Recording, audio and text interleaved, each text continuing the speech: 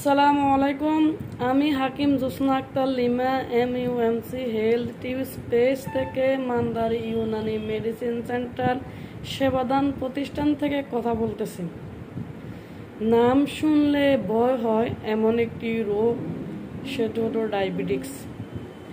Diabetics নেই এমন কোনো ঘর নেই, ডায়াবেটিক্স নেই এমন কোনো ব্যক্তি নেই।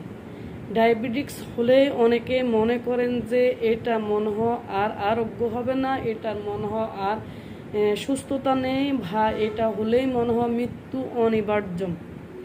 না, আসলে এ কথার কোনো ভিত্তি নেই।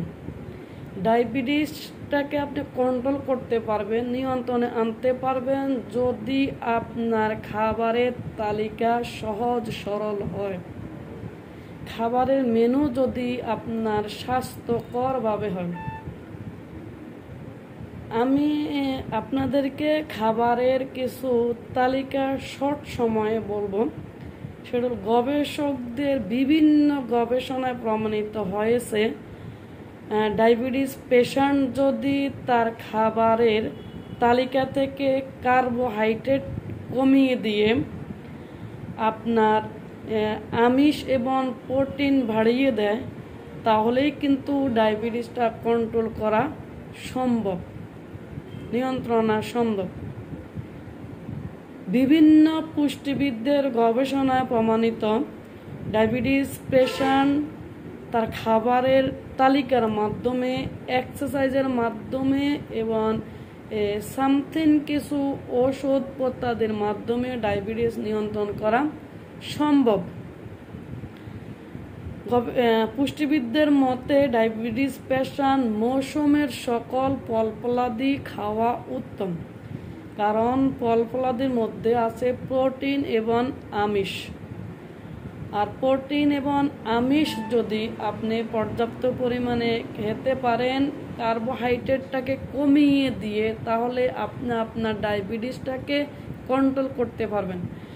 আপনি আপনার খাবারের তালিকায় অবশ্যই সকাল সন্ধ্যা খাবারের তালিকায় কিছু ফল-ফলাদি রাখবেন যেগুলোতে সুগারের পরিমাণ কম। আপনি রাখতে পারেন যেমন আপেল, নাশপাতি, কলা, এই জাতীয় ফলগুলো রাখতে পারেন।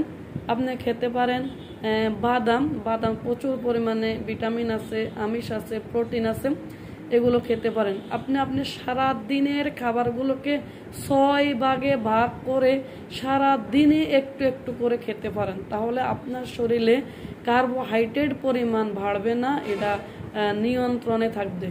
আর কার্বোহাইড্রেট যদি আপনার নিয়ন্ত্রণে থাকে, তারা আপনার শরীরে সুগার কিন্তু জমবে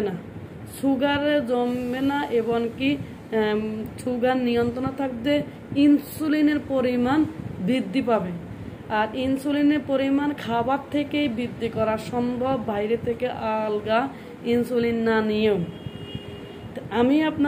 এছাড়াও আপনারা ডায়াবেটিস পেশেন্টরা এক্সারসাইজের মাধ্যমেও কিন্তু ডায়াবেটিসটাকে নিয়ন্ত্রণ করা সম্ভব। আপনারা সকালে ন্যূনতম 20 থেকে 25 মিনিট, বিকালে বা সন্ধ্যা 20 থেকে 25 মিনিট এক্সারসাইজ ব্যায়াম করবেন। অনেকে ব্যায়াম করেন, এক্সারসাইজ করেন, একটু অল্প অল্প করে হাঁটেন, কিন্তু এই হাঁটাটা কিন্তু আপনার ব্যায়াম হচ্ছে না, এক্সারসাইজ হচ্ছে না। আপনি এমনভাবে হাঁটবেন, জগিং করবেন যেটা আপনার শরীর থেকে ঘাম ঝরবে।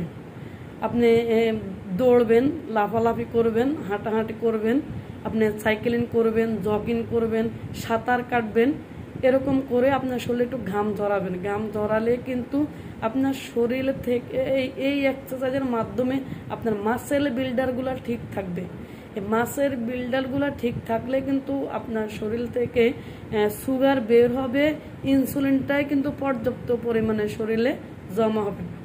কাজে আপনি আপনার খাবারের তালিকার মাধ্যমে, এক্সারসাইজের মাধ্যমে সুগারটাকে একটু দূরে রাখে, কার্বোহাইড্রেটটাকে কমিয়ে দিয়ে আপনার ডায়াবেটিসটা কন্ট্রোল করা সম্ভব। আশা করি আপনারা একটু হলে বুঝতে পেরেছেন। ভিডিওটা শেয়ার করে অন্যদেরকে জানিয়ে দিন আপনার কাছে কেমন লাগেছে, বা আপনার যদি আরও কিছু জানার থাকে আপনি কমেন্ট করেন, আমি আপনাদেরকে পরবর্তী ভিডিওতে জানানোর চেষ্টা করব। আল্লাহ হাফেজ।